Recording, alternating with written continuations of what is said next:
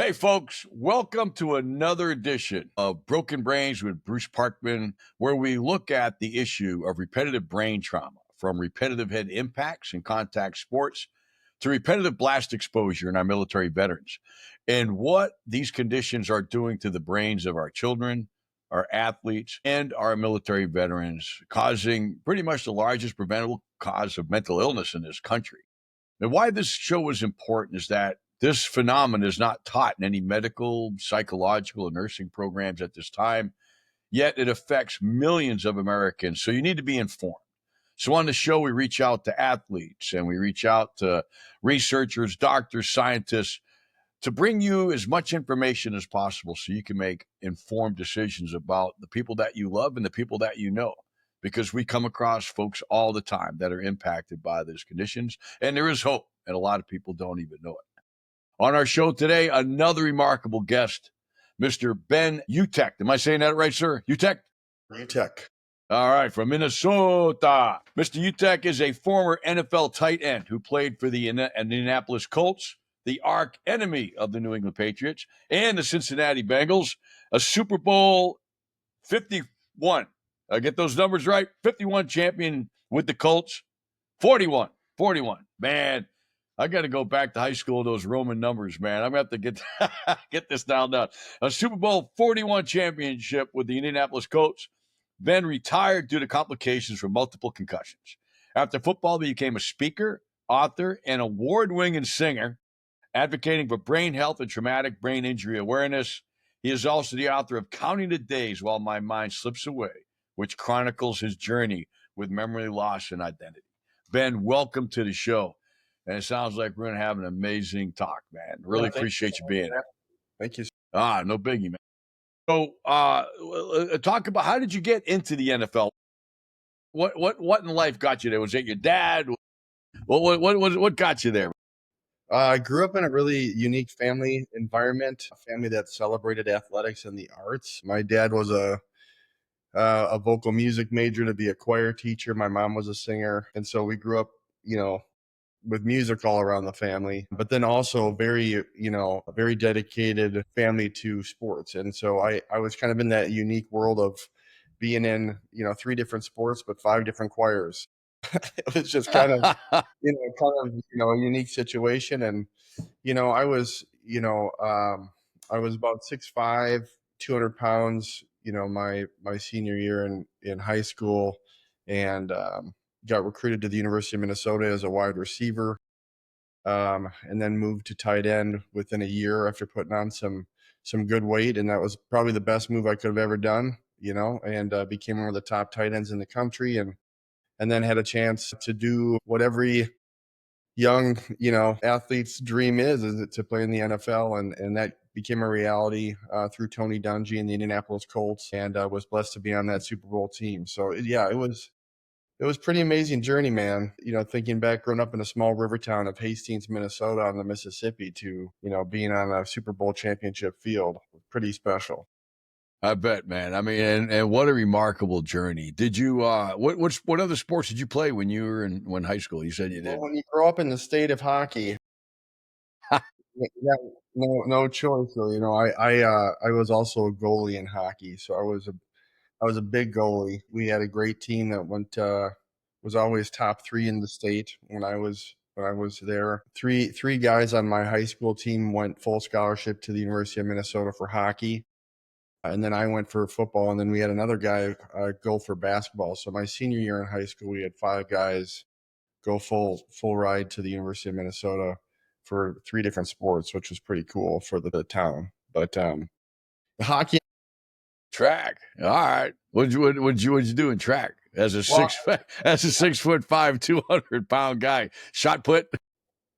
well, I honestly went to, I the reason for joining track, which I didn't join until my senior year, was to get ready go for football. I mean, I just wanted to stay in shape. So, but I ended up going to the state for long jump and became all state in long jump. Never did it until 2 weeks before the conference championship, and I ended up, I think, jumping almost 23 feet. So that was kind of fun surprise. So during your so your exposure to what we call repetitive ed impact started, pretty much in high school. Did you play any middle school at all? Yeah, I mean, so when I was growing up in Minnesota, the tackle football started in fourth grade.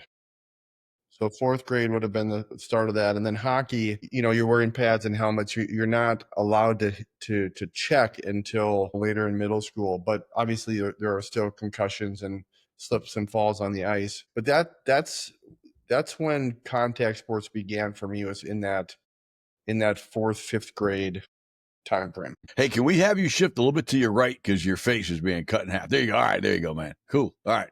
Wow. All right. So you got going young, man. What, dude? Tell me about Tony Dungy, man. I admire that man so much, and I was a rabid Patriots guy growing up, man. I'm from Boston, yada yada. But every time I talk to him, or when we have players that have talked to him, or I talk to NFL people, I mean he's just such an amazing human being, man. So what was it like, having him as a coach? Yeah, I mean, his book Quiet Strength really says it all. I mean, he's such a man of integrity and character, sincerity, authenticity. He was the first to win a Super Bowl built on what's called servant leadership. The idea that if you build better men, you get better football players. And he's the one that actually set me on what my primary expertise is now, which is as a chief culture officer. So I spend most of my time helping companies build world-class championship culture in their businesses. And it all came out of the Dungy philosophy. In fact, he wrote the preface in my new business book, The Champions Creed, which is how do you transform your culture through the foundation of belief. And it's all comes out of the leadership style that you watched on television. When you saw this guy, no matter what the situation, he was just calm, he was collected, right? Which he had the ability to make sure that you didn't get too high, but also pull you out of the valleys. And he genuinely cared about the transformation of his players. um I'll never forget our first team meeting. He came in and he said, "Look, guys, my job is to win, but more importantly, my job is to build a family. And the acronym for family is forget about me, I love you." And he said, if you're sitting in this room and your entire identity is wrapped up in this sport, you've totally missed the purpose of your life. And that was like one of those moments where you're like, wait a second, I've never heard a head coach in What? football. Say that again. This is just a game. Like, this is not the purpose of your life. So that was pretty, and that's ultimately what I always, my degree was public speaking, so I knew that's what I wanted to do. I just didn't know what my story was, and he really gave me the story about um, how to build championship scalable culture in business. And so I owe Tony Dungy so much, and his preface is so special in the book, man. It's really cool what he I'm gonna wrote. have to Yeah, I'm gonna have to get a copy of that. I mean, I just, you can watch people on TV, right? And I study people, and I was like, man, that guy is always like you said, cool. I mean, and of course, as a Patriots guy, those are the games everybody look forward to, man. Who was Eli the quarterback? I mean, Peyton, Peyton, Peyton. the man quarterback when you were there. Yeah, yeah. The Peyton Brady battles were always so much fun. I was a part of the first Eli versus Peyton battle too, which was really cool. We went out to New York and it was brother versus brother the first time, so that was pretty cool.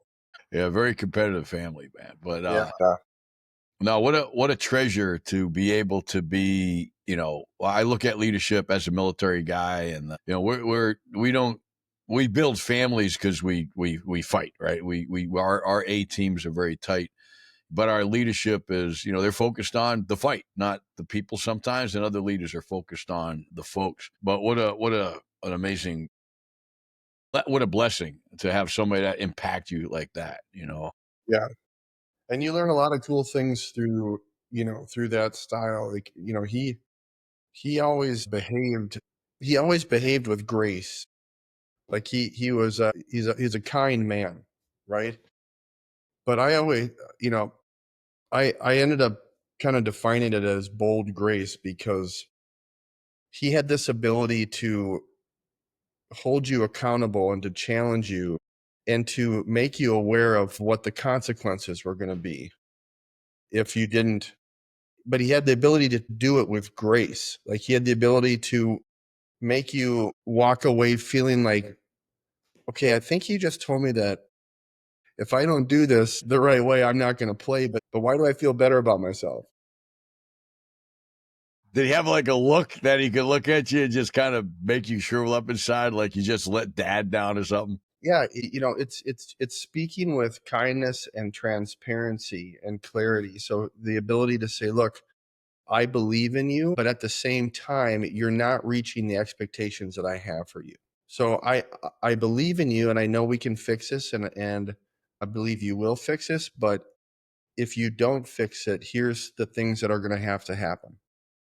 And so in one moment he's saying, I believe in you, I trust you, I know you've got what it takes. So he's affirming, he's lifting you up, and at the same time, with kindness, he's just telling you you know what I mean? So you don't. It's not like you, and that's where I think on the kind of on the underbelly of professional sports, and I can only imagine what it's like in the armed forces.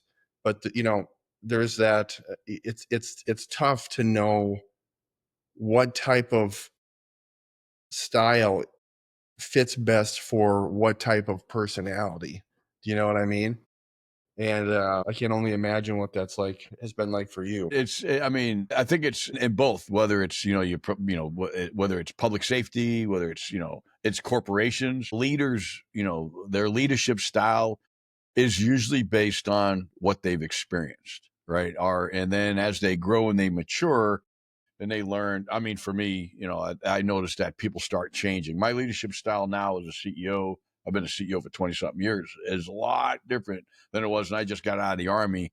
And, and all I knew was to yell at people. But I led them, it was different leadership style. And so, but to your point, I do believe as I grow older, that more grace and kindness is required of leadership, which is why we see this disparity between older folks, different generations that are raised with love, generations that are raised with a father's, a strap and a boot in the butt. You're trying to put a lot together here, especially with these younger generations that are just different, right? They're just different people and they've been raised differently. So, but that's great to know. How long, obviously you had to retire due to concussions and you're the second football player that I've talked to. I don't know if you know Jordan Reed, another tight end, played with the Redskins for a while. He had to retire for the same issue. When did how many concussions do you think you had in your football career? Man, that's I always chose not to be one of the guys to jump on the numbers bandwagon because Right. I just when I became a national spokesperson for the American Academy of Neurology and really spent 10 years around some of the greatest neurological minds in the world, I just learned so much about the importance of medical evidence and wanting to make sure that I'm that I'm not getting into a world of exaggeration, but making sure that I'm using my story to emotionally connect people to the importance of their brains and then providing education around medical evidence. So what I would say to that question, how I would answer that is I had 5 diagnosed concussions from the end of my college career to the end of my professional career. And the amount of times that I can try and go back and remember seeing stars or vision going blurry and I mean, it's I can't, it happened a lot. Yeah. The numbers are the numbers aren't important. I think what it comes down to the real issue is neither are concussions. And, a brain can heal from a concussion. I've had as a semi-pro rugby player, I have woken up in the middle of pitches more times than I remember. Yeah. But it's about the aggregate number of those small hits that we take as ball players. Yeah. And so when you started in 4th grade, and how long did you play in the NFL? I was in the league for 7, played for 5, 6 Okay. years. 7 plus, so you're talking, 15, 17 years of continuous, exposure. Yeah. And that's what we know. And that's what, from the neurology side and that we now that, that's the problem. And unless we start reducing the total aggregate amount of exposure, we're going to end up with impacted athletes that, are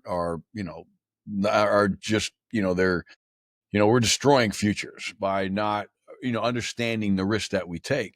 And there is absolutely all kinds of ways we can make, football a safer sport, and still worth the risk, still worth the time, worth the glory. I mean, the Sundays I spent watching you cats out there as gladiators. You guys gave me my Doritos, my Miller Lite, my family around the TV. I mean, we owe so much to what the NFL brings to us. But at the same time, we do have to understand that there is a toll that takes place, especially, on the large amount of ball players that never make it to the NFL or never make it that far in the NFL or whatever. Um, and so what, I mean, that just made you decide to retire because you were right in the middle of a hell of a good career too. My fourth documented concussion resulted in a diagnosis of an amnesia, and so that was new, and that was a little scary because you know when a whole day is just completely removed from your memory, and you can watch the play happen and the concussion happen, and you get up and you're running off the field and you're high fiving everybody and all of your cognitive functioning is working, but it's as if it didn't exist. Like it's just gone. Like it's just amnesia's just a strange feeling because there's no recollection. Like it's not like, oh, I think I remember, or no, it's like you're watching yourself, even though it feels like inside like that never actually happened. You know what I mean? So you got hit. You could watch yourself on TV like the next day, film, right? And you don't recall any of that. No, that was what happened. I got kicked in the back of the head by a pursuing defender as he was jumping over me, and it just that location of the brain, like, Yeah, brainstem.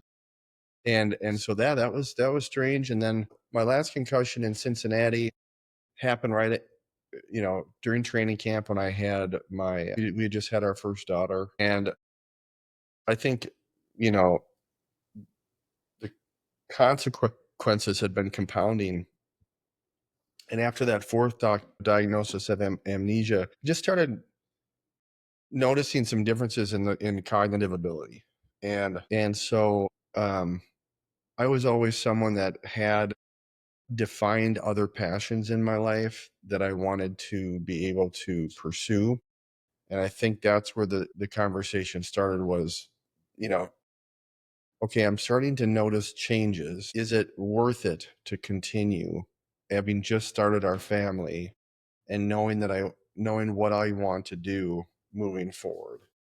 And that kind of began the process over the course of that next year of being on IR and talking with family and all of the stuff that was happening in the NFL around concussions and having to sign a waiver for my brain if I wanted to come back. And it just was all like in this world of like, you know what, the writing is on the wall, and it's definitely not the best thing for me, physically and uh, neurologically, familially. So we decided to make the call. Yeah, that's a tough one, man. I mean, especially when you're, I wasn't diagnosed with really any brain damage until I was, I think, 60, just when, everything it just kind of hit me. So, to feel those, and I really wasn't suffering any, mental lapses, but then, rage, hostility, all kinds of crazy stuff, man, started happening in my mid 50s. I'm like, what's going on?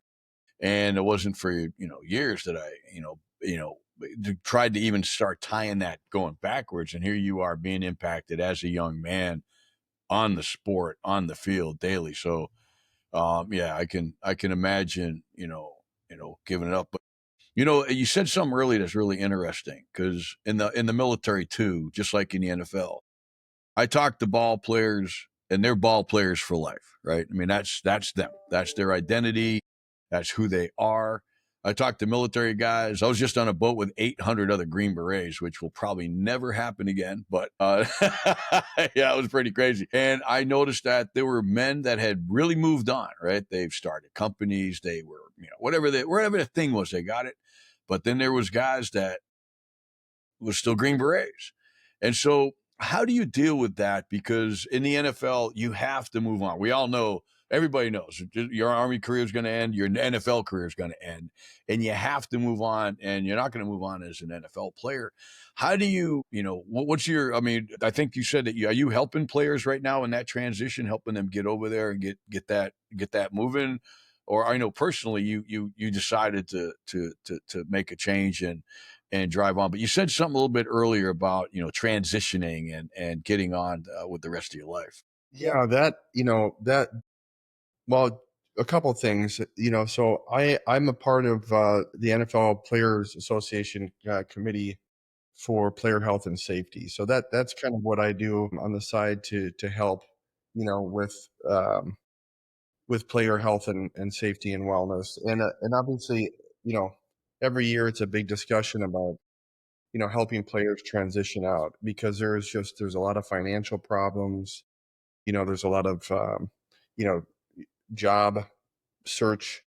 Just there's a lot of it. The transition out is not as easy as you think, and I have to believe that's got to be the same for your world too. Like it's just because your whole identity, like for guys like me and I didn't even have a long career. I mean, longer than the average, but all of a sudden from fourth grade until I'm 30 years old, that's been my whole identity, right? And so the transition is tough when you've placed your purpose as a human being into a sport. And so how do you help current players really understand that their value and significance as a human is so much greater than just their position on a field, and then prepare them and help them discover what those passions are outside of the game that they can use the NFL to help them explore and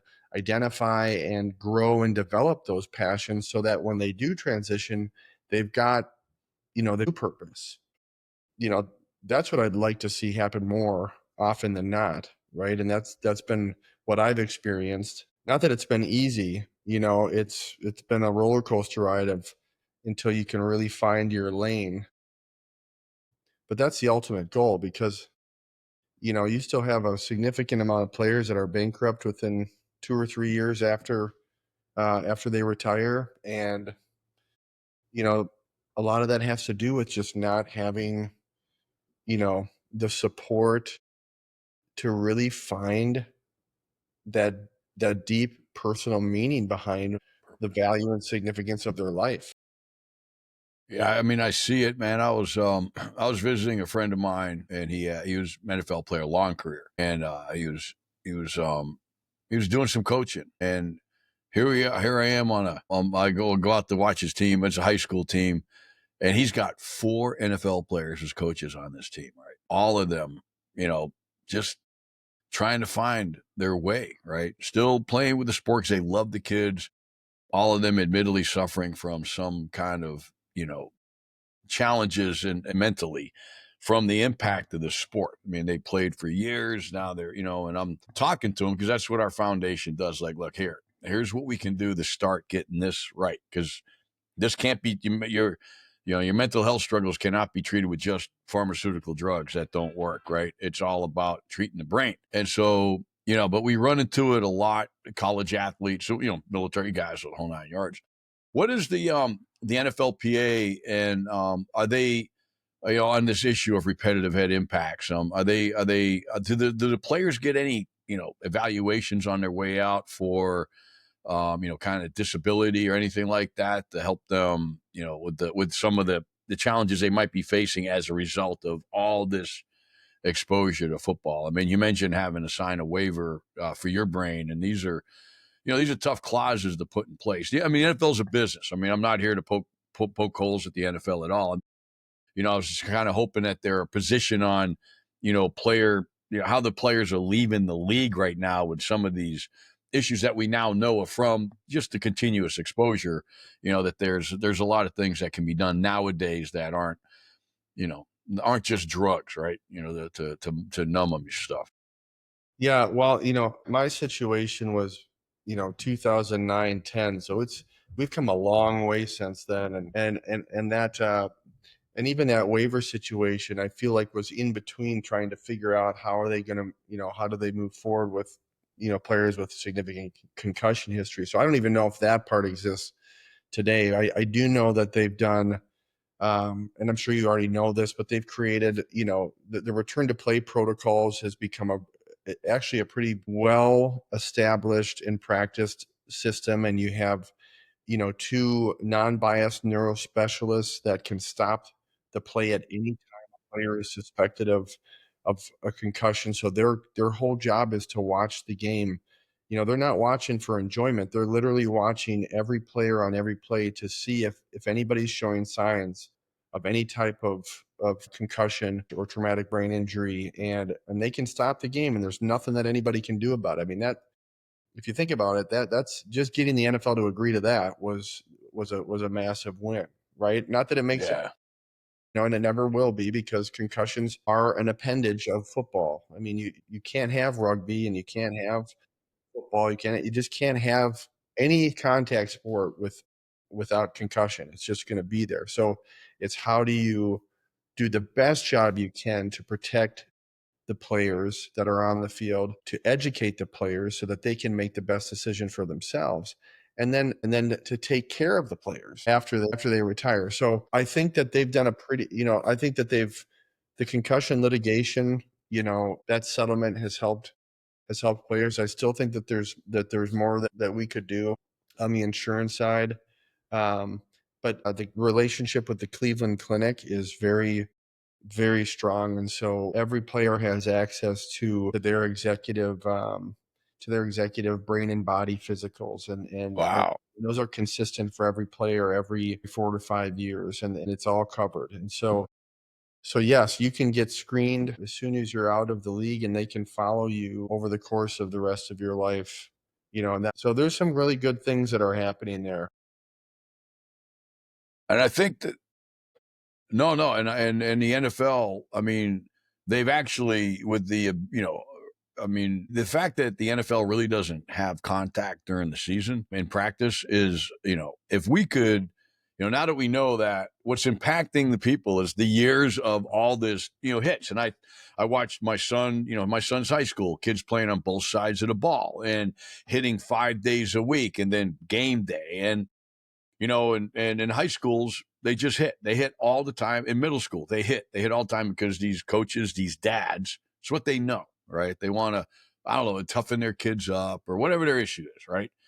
And, we just converted the first police activity league from tackle to flag until 14 because of my son's story and just the research. Like, look, it's all about how many these hits, not the concussions. It's how many of these. And if we took all this out, these kids can go all the way through the NFL. If we took all that out and then high school just got down maybe one day, I was just had NFL players like, look, man, you ain't going to teach kids to tackle. If they don't want to tackle, they ain't tackling, man. It's just the way. You can tank them all. You can hit them all. They can make them hit all day.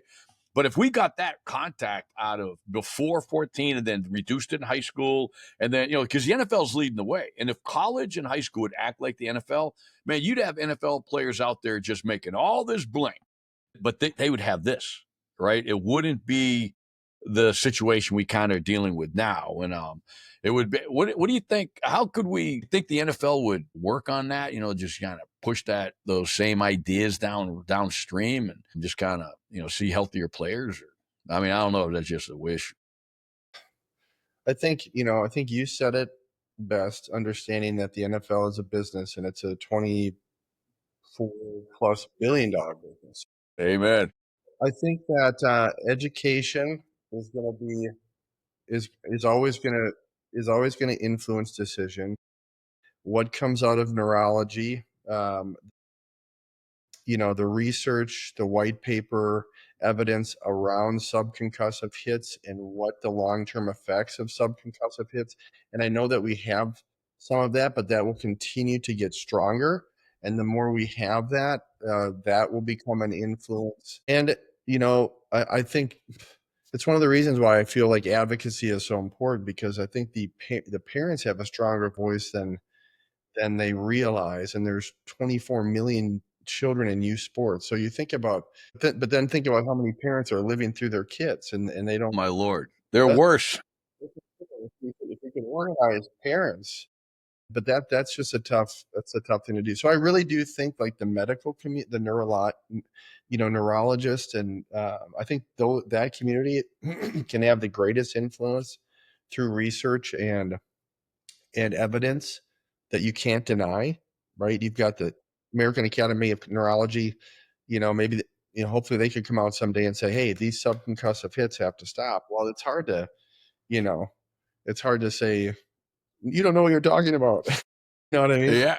Yeah. Well, I So, mean, every time I meet a neurologist and go, "Do your kids play contact sports?" The answer is like, "Hell no." And I'm like, "Why?" And they're like, "I'm a neurologist, dude." And I'm like, "Well, why don't parents, or why aren't we aware of that?" Right? Because I made a lot of mistakes with my boy. He played hockey, he played rugby, he played wrestling, he played football. Ended up running off a cliff, And we fund all. He's up at BT. He's at BU with the CTE in the CT brain bank with all the other greats, and they, and we funded all the research, and this is preventable, and but I do think that to your point, the research is coming. It's now RHI subcussive trauma. When I wrote the book for parents in 2020, I found like 2-3 papers on it. Now everything was on concussions and TBI. Now it's all on subcussive. It's all on RHI. And what we have to do is work with the research community to get that out. And that's their problem. And they like to, that's a whole nother rabbit hole we could go down. But yeah, I do think that the NFL has an amazing opportunity right now to understand that this is the reason that we have problems with NFL players, NHL players, rugby players, wrestlers, everybody that hits their head. And if we as different leagues can set the example, then everybody can follow and we can make sports safer. But, you know, yeah, it's pretty interesting. So look, let's transition to you. And you ended up writing a book. And I really am interested in this because and if I read this right, you wrote a book for your kids when you felt like your mind was slipping away. And tell us about that, man, because I oh man, pretty it was an emotional journey. I was pursued by a literary agent just who had read my story and just said, "Have you ever thought about just writing all this out?" And it came out of a song that I wrote for my wife and daughters called "You Will Always Be My Girls," and I ended up writing this song on a Delta flight home one night, and the song was about my greatest fears, right? Because remember, this was the dawn of CTE. The concussion movie had just come out. It seemed like there was no answer. All you either, most likely have chronic traumatic encephalopathy. And so, I'm experiencing some cognitive changes, and I'm just, learning as much as I can, and realizing, my goodness, like maybe I have this CTE, and in my 40s, 50s, and 60s, I'm going to start, losing the people that I love the most, because that's just that's where we were with concussion. If you remember when the Will Smith movie came out, like it was kind of just like, oh my gosh, hopeless. yeah, all the media, everything was like hopelessness, and oh my, this is just, and so I ended up writing that song just as kind of like a love letter. And the NFL Players Association asked me to testify at a congressional hearing shortly after that. And I told the story about writing this song and that I had turned it into a music video, which I did, but I never released it because I just felt like God was saying it's not the time. So then I go do the congressional hearing, and I tell the story. And when I walk out the doors, like it was crazy. Like every media outlet was like, we got to see we got to, we need to know what the story is, and we got to see the music video. So I released the music video, and it went viral. And it's all focused on research. There's a storyline to it about how research led to first in trial medicine that my character took in order to be healed from CTE. But But anyway, it's what led to the book, because the book we ended up using a line from the beginning of that song to be the title. I'm in here counting the days while my mind is slipping away. Mm. I'll hold on as long as I can to you. And so um the book title is probably the one thing I wish I could have changed, honestly, about the book. Was they wanted to go with something that ominous, that had this kind of like, man, we just want to hit people in the gut, like on. And the reality was nobody wanted to read that book, because Right. not that they didn't want to read the book, but they didn't want to read that title, because now you're challenging every sports fan in the country. Like, they don't want to stop loving their sports. And I think the title just was a little misleading, because it made it seem like something that it was not. And the reality is the book is about perseverance, endurance, and overcoming obstacles, about standing strong in the face of adversity. And this wonderful story that I've been on for having to leave the sport I love because of concussion, but then finding myself through the process and discovering, these amazing ways to strengthen my cognitive abilities, and the miraculous journey of completely recovering from all of those concussions, to being stronger cognitively today than I have ever been. And that's really what the whole book is about. But everybody would just see the Hating title, on football. my mind slips away, and people are like, I don't want to read about somebody's mind slipping away. Like, that's depressing. But the book is not depressing. It's actually like, it's a very good story, co-written by a New York Times best-selling co-writer, Mark Tabb. So it's actually a really, really good book. But that's really where it all came from. And I'm so glad that I did it. My girls have all read it. I've got 4 daughters, so they've all read it, and it's been emotional for them. And so yeah, it Uh, is an interesting journey. That's amazing, man. I remember when I was sitting on the berm getting ready to go into Iraq. It was my fourth different time going into a combat zone. My wife was pregnant. And I didn't know if I was going to see my wife, my son again. I knew I was going to have a boy. I never had, I had 2 beautiful daughters, but I was like, I never had a boy. So I ended up writing him a letter. And then for just some reason, I kept writing him letters. And even though he's not here, I am now turning all those letters into a book, Yes. because I just kept writing them. And I tell dads, I was like, you can't remember every day of a kid's life, man. Write it down every 6 months. Write your kid a letter. Like, it's a great idea. But when I read that about you, I'm like, here's a man, kind of the same place, right? I don't know if I'm going to remember what a I don't know. And I don't want to say horrible, but that is it's just it's I can't even imagine, to be there, looking at that future. Now, what have you done to put yourself back on path? What have been the protocols you've been using, experimenting with? I mean, to completely recover, and you say even surpass your cognitive abilities when you were actually playing. So, what have you been doing to heal yourself, man?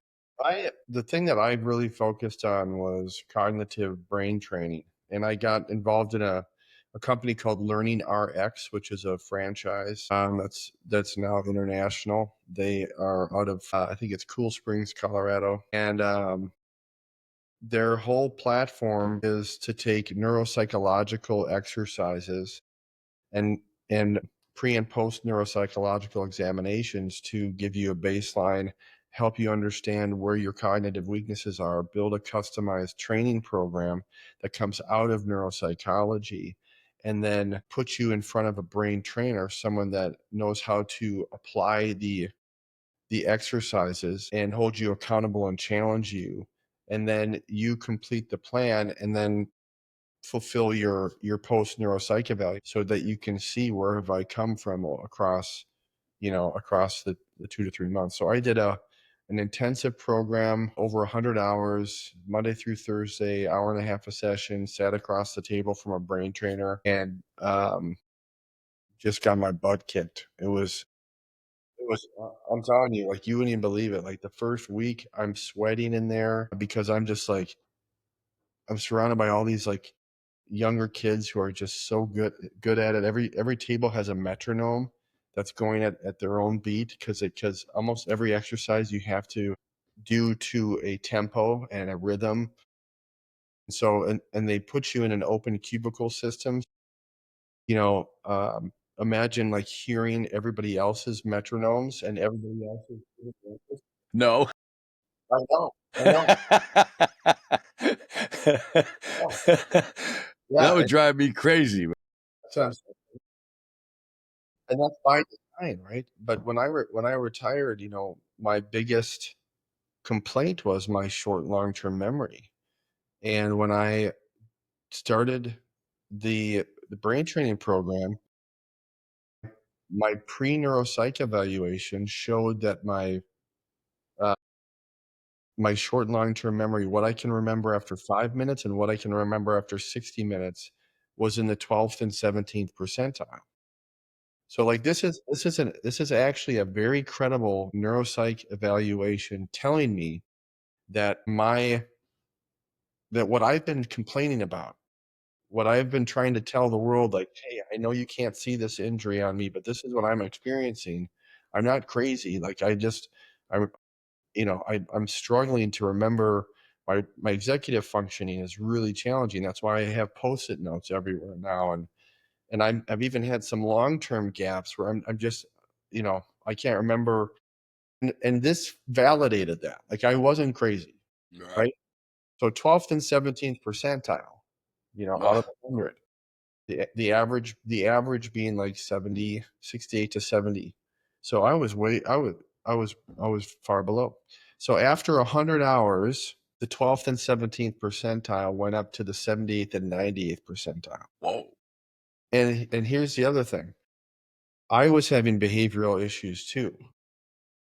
But what I used to be believing was that my behavioral challenges were because I have CTE, and there's nothing I can do about it because it's the Mhm. degeneration of the cellular activity. But when I went through this process, it made me realize that, oh my gosh, like my patience issues, my temper issues, these behavioral changes that were happening were because I was living in this like weakened cognitive, place that could be fixed. And so when I went to my friends at the American Academy of Neurology and said, "Hey, should I do this program?"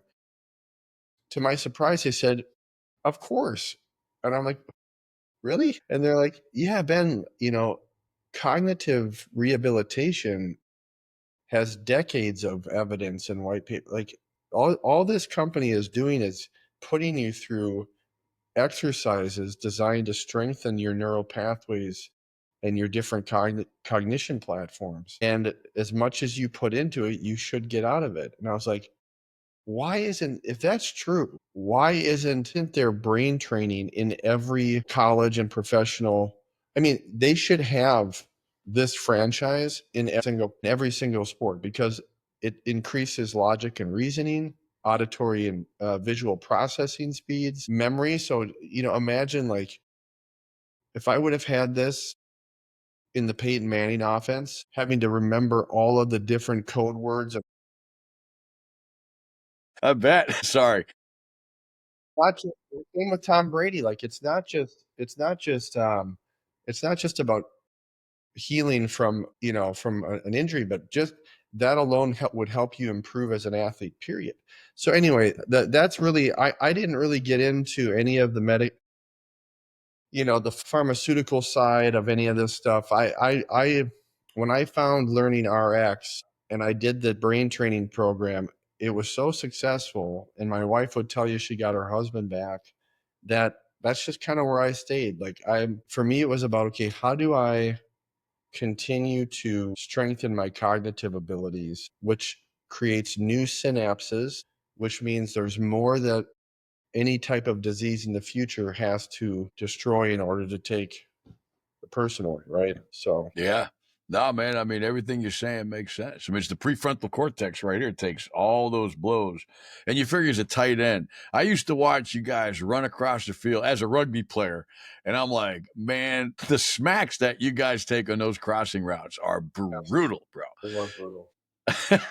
And I'm like, Yeah, oh my God. And then into everything you're right. I mean, you start dealing with, damage here. Everything we know from executive functioning comes from, yeah, this part of the brain, which is the last part of the brain to develop, which a lot of people don't know. Not until high school does this thing even start developing. And if you've been hitting this since you were 6 or you were in 4th grade, you've already got the most critical part of your brain that you need as an adult has already been dinged. It's like, all right, so can we push this back a little bit and still have, our football? So, but to your point, a lot of what you're doing is absolutely amazing. So you didn't do any of the TMS, bot, anything else. This was your path back, and it sounded like it worked, bro. That is awesome. no, it was great. It was great, and yeah, I recommend it to. I mean, it's Why doesn't the NFL pay for this, man? I mean, it should be like part of your. I mean, it can't be that expensive, right?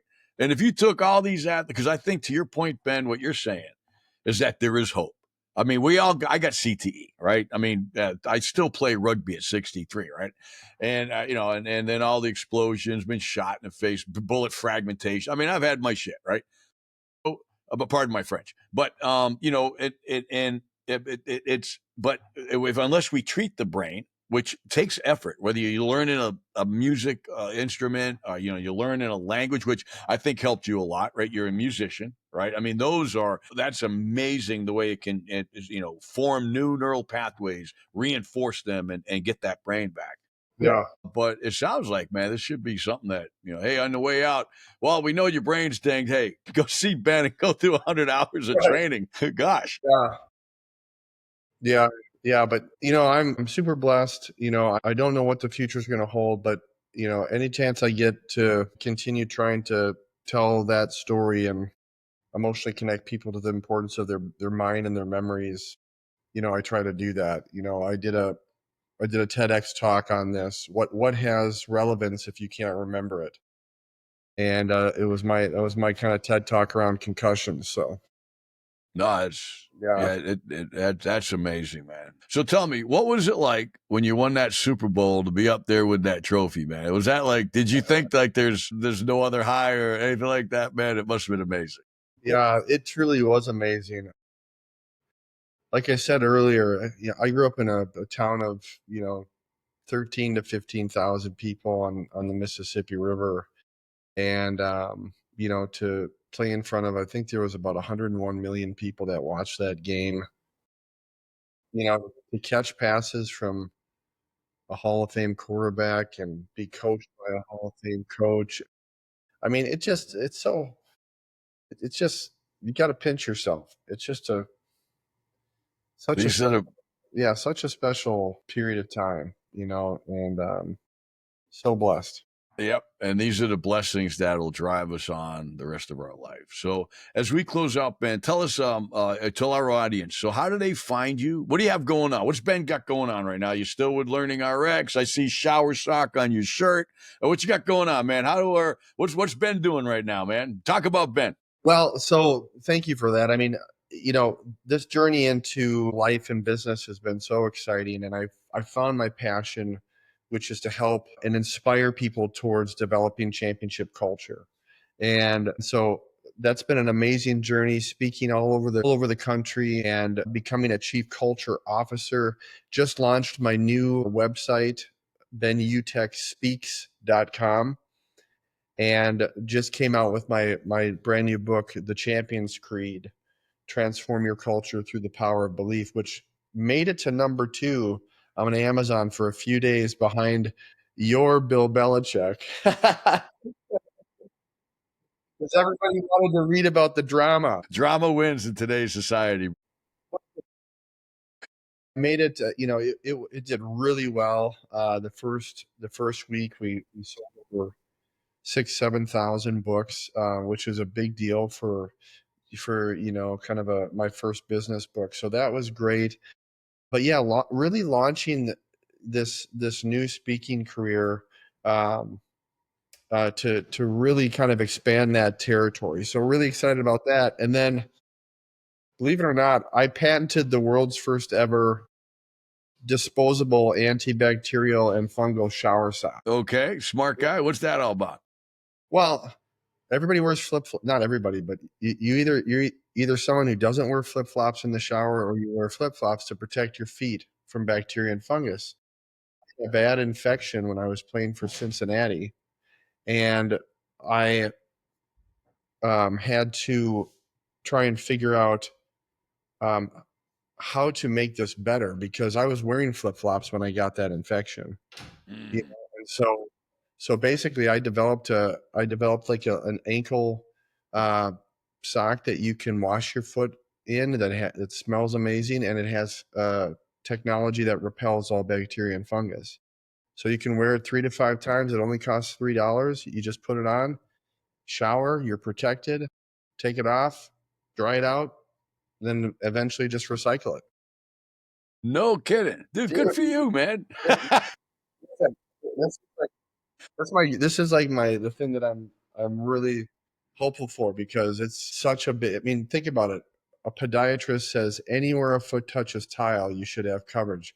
So think about the U.S. military, think about the subs, think about the carriers, think about all the bases, think about hotels, fitness clubs, spas, anywhere a foot touches tile.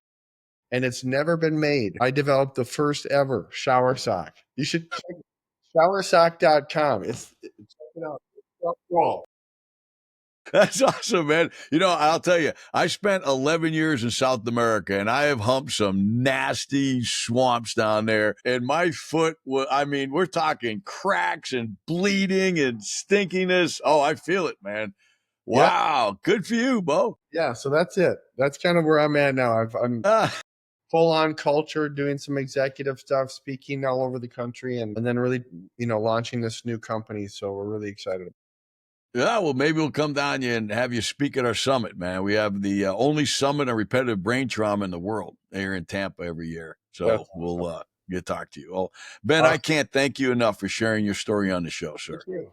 No, Thanks. it's been amazing. The Lord has absolutely looked over you on your path and your perseverance, coming back to your parents. I mean, and to your family, right? I mean, to be a dad again when all seemed, so bleak, and to let other NFL and college and other athletes know that there is hope.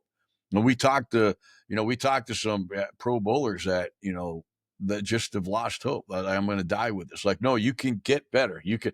Are you going to be 100% who you were? No, but you also had a lot of fun playing football. You're going to have to pay a price for that, but you can get better. And I think your message of hope and optimism is one that the NFL needs. The other players need to hear. So good on you, man. That's Thank good. you.